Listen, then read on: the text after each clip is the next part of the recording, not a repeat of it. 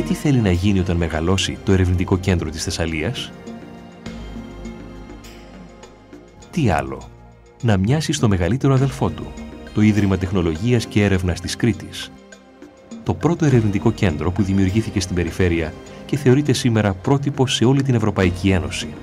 Ο στόχος μας είναι να γίνουμε ένα άλλο ΙΤΕ, διότι πληθυσμιακά και γεωγραφικά έχουμε την ίδια κλίμακα με την Κρήτη και πιστεύουμε ότι το Πανεπιστήμιο Θεσσαλίας έχει τη δυνατότητα να υποστηρίξει ένα τέτοιο κέντρο, το οποίο θα παίξει ένα σημαντικό ρόλο στην ανάπτυξη της Θεσσαλίας.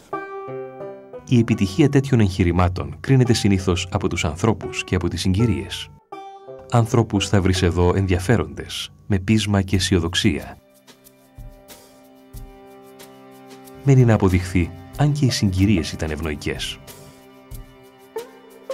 Η χώρα μας δεν έμαθε και δεν πίστηκε ακόμα ότι πρέπει να επενδύσει σε αυτό το σοβαρό τομέα που λέγεται έρευνα, η οποία έρευνα στη συνέχεια θα φέρει την καινοτομία, η οποία καινοτομία θα φέρει την ανάπτυξη. Μπορώ να σας πω ότι μέχρι σήμερα, στα 2 χρόνια δραστηριοποίησης αυτού του εργαστηρίου εδώ, είχαμε πάρα πολύ σημαντικά αποτελέσματα αξιολογημένα με τα διεθνή κριτήρια. Η έρευνα που γίνεται είναι έρευνα η οποία πρέπει να περάσει στην αγροτική παραγωγή, αλλιώς η έρευνα για να μείνει στα εργαστήρια δεν είναι έρευνα.